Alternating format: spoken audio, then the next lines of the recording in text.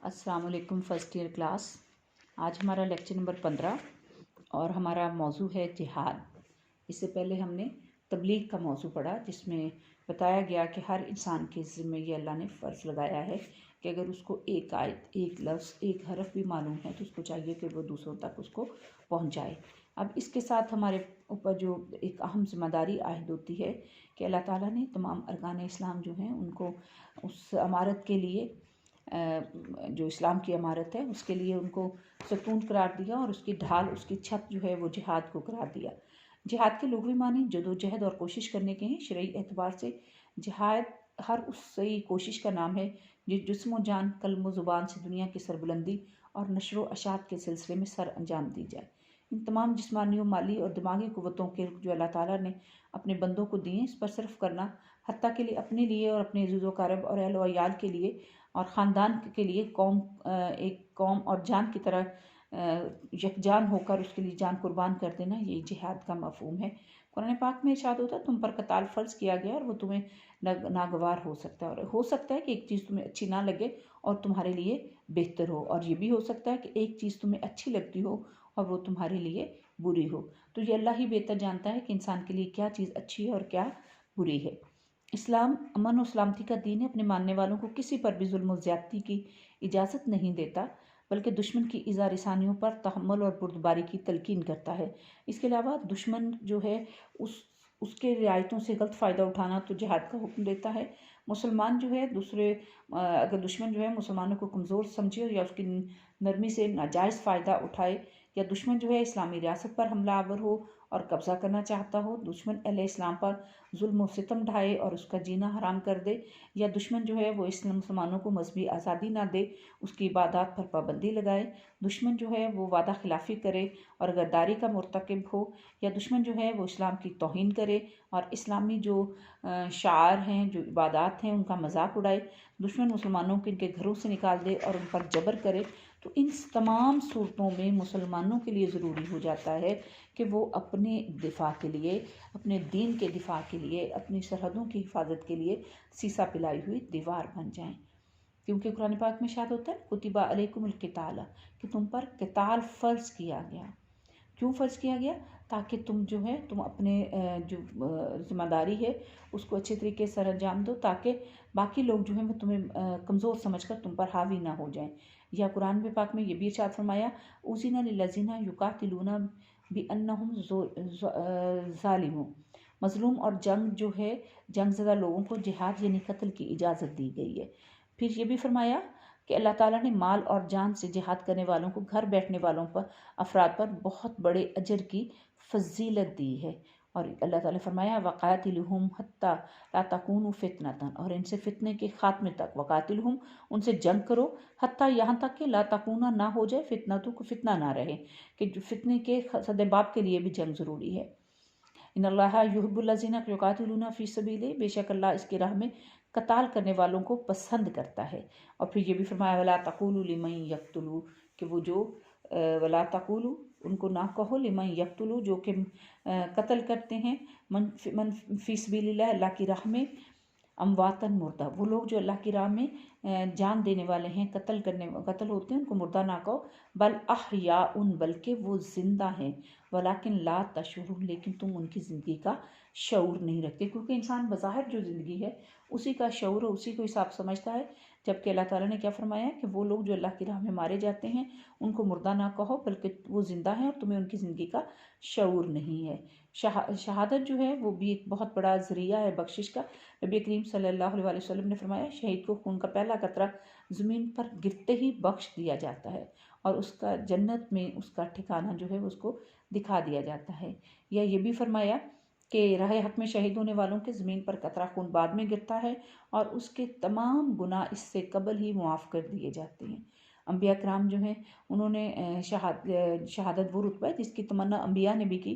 रसूल पाक सल्लल्लाहु अलैहि वसल्लम का एक कि उस ज़ात पाक की कसम जिसके कब्ज़ा कुदरत में मेरी जान है, मैं चाहता हूँ कि अल्लाह के रास्ते में शहीद किया जाऊँ, फिर ज़िंदा किया जाऊँ, फिर कत्ल किया जाऊँ, फिर ज़िंदा किया जाऊँ, फिर कत्ल किया जाऊँ।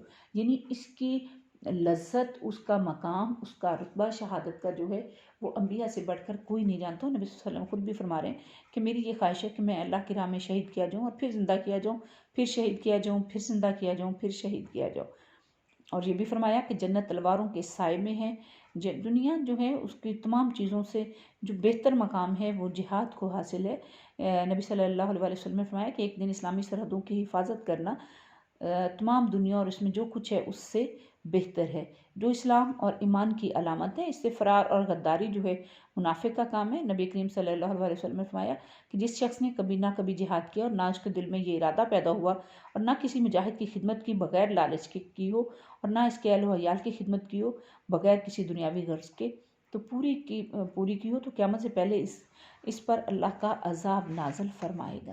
جنگ اور جہاد میں کیا فرق ہے؟ جنگ کا مقصد جو ہوتا ہے وہ علاقے فتح کرنا یا وہاں کے لوگوں کا معاشی استحصال ہوتا ہے. اس کے علاوہ اس کے اصول و ضوابط نہیں ہوتے. اس میں ہر قسم کے خلاف اخلاق باتیں جائز ہوتی ہیں اور انسانوں کے قتل، علاقوں کی تباہی اور آئندہ نسلوں کی بربادی کا سامان ہوتا ہے. جبکہ اس کے برعکس اب ہم جہاد کو دیکھتے ہیں. جہاد وہ جنگ ہے اس کا مقصد اللہ کے دین کی سربلندی اور انسانیت کو مظالم سے بچانا ہوتا ہے. کبھی حق کے دفاع استعمال کرتے ہوئے لڑنا پڑتا ہے اور کبھی اس کا مقصد فتنے کی سرکوبی ہوتا ہے. جہاد کا سب سے اہم مقصد اور اسلام اور اہل اسلام کا دفاع ہے. دین کے تحفظ کے لیے جنگ کرنے کی اجازت ہے. سورہ بقرہ میں ارشاد ہوتا ہے تم اللہ کی راہ میں لڑو ان لوگوں سے جو تم سے لڑتے ہیں. اور پھر یہ بھی فرمایا وَقَاتِلُهُمْ حَتَّى لَا تَكُونُ فِتْنَةٌ کہ تم ان سے جنگ کرو جب تک کہ فتنہ فساد ختم نہ ہو جائے. یعنی اس کے خاتمے کے لیے، فتنہ جو برپا ہوتا ہے اس کے خاتمے کے لیے بھی جہاد جو ہے وہ ضروری ہے. جہاد کتنی قسم کا ہے؟ جہاد سب سے پہلے اپنے نفس کے ساتھ جہاد ہے کہ انسان اپنے نفس کو ختم کرے، اپنے نفس کو اللہ کے جو احکامات ہیں اس کے تابع لے کر آئے. جہاد بالسیف جو ہے یعنی تلوار کے ساتھ جہاد کرنا، دشمن کے مقابلے پہ کھڑا ہونا اور اپنے دین کا دفاع کرنا، اپنی سرحدوں کی حفاظت کرنا. پھر ہے جہاد بالمال یعنی اپنا مال و دولت جو ہے وہ اللہ کی راہ میں قربان کر دینا اور اللہ کی راہ میں خرچ کرو اور اپنے ہاتھوں اپنے آپ کو ہلاکت میں نہ پڑو. یہ قرآن پاک میں ارشاد ہوتا ہے. پھر جہاد باللسان والقلم ہے کہ لوگوں کے لیے مختلف جہاں پر ضروری ہو وہاں پر ان کو بول کر یہ بتایا جائے، ان کے سامنے اس کا فلسفہ جہاد کا جو ہے وہ برپا کیا جائے، یا پھر لکھ کر پمفلٹ شائع کرنا، مضامین لکھنا جہاد کے لیے تاکہ لوگوں میں جہاد کا جذبہ جو ہے وہ سر اٹھائے.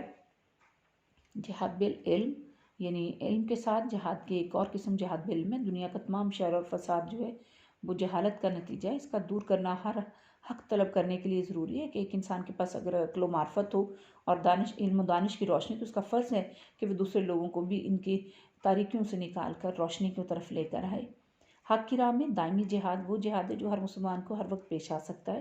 اس لیے رسول کریم صلی اللہ علیہ وآلہ وسلم نے ہر امتی پر فرض کیا ہے کہ دین کی حمایت، علم دین کی اشاعت، حق کی نصرت، غریبوں کی مدد، زیر دستوں کی امداد، سیاہکاروں کی ہدایت، امر بالمعروف اور نہی عن المنکر، اقامت عدل کے لیے ہر مسلمان کو چاہیے کہ وہ جہاد کرے.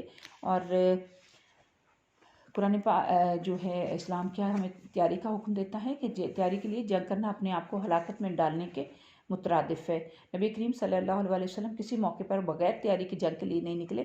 اپنی طاقت اور استعداد کے مطابق تیاری کرنا فرض ہے. جنگ کی تیاری کے لیے محض کامیابی کا سبب نہیں سمجھ لینا چاہیے، بلکہ اللہ تعالیٰ کی نصرت اس کے بغیر ممکن ہی نہیں ہے کہ جب انسان کسی کافر کے لیے نکلے تو اس کو یہ بھی ہو کہ اپنے آپ پر بھی اس کو بھروسہ ہو، اس اعتماد کے ساتھ نکلے. کیونکہ اقبال نے کہا نا کافر ہے تو شمشیر پر کرتا ہے بھروسہ، مومن ہے تو بے تیغ بھی لڑتا ہے سپاہی. اور سورہ انفال میں ہے کہ جب تم دشمن سے مقابلے میں جاؤ تو ڈٹ جاؤ، یعنی جتنے گھوڑے اس کے لیے تیاری کے لیے تم باندھ سکتے ہو تم باندھ کے رکھو. دفاع کا بھی حکم دیا گیا. اور پھر یہ بھی فرمایا اسلام نے، قرآن پاک میں ارشاد ہوتا ہے کہ آپس میں تم نہ جھگڑو، تم کمزور پڑ جاؤ گے اور تمہاری ہوا اکھڑ جائے گی. میدان جہاد میں اللہ تعالیٰ کو کثرت سے یاد کرنا چاہیے، اس سے اللہ تعالیٰ کی رحمت نازل ہوگی اور جنگ صحیح اصولوں پر ہو سکے گی. کامیابی پر اترانا، کامیابی اکڑنا یا ضرور اسلام حرام ہے. جنگ حنین میں مسلمانوں کو اپنی کثرت پر فخر تھا، لیکن زمین میں اپنی وسعتوں کے باوجود ان پر وہ جگہ جو تھی وہ تنگ ہو گئی. اللہ کے احکام کی پیروی اگرچہ ہر وقت کرنی چاہیے، مگر میدان جنگ میں اس کی زیادہ ضرورت اور اس کی اہمیت جو ہے وہ بہت اور بڑھ جاتی ہے کہ انسان جو ہے وہ اپنی کامیابی پر اترائی نہیں بلکہ اللہ تعالیٰ کا عاجز انسان بن کر اپنے آپ کو میدان جنگ میں لے کر آئے اور پھر لوگوں کے مقابلے میں اپنے آپ کو پیش کرے۔ ٹھیک ہے بیٹا، آپ کو سمجھ آ گئی ہوگی انشاءاللہ تعالیٰ۔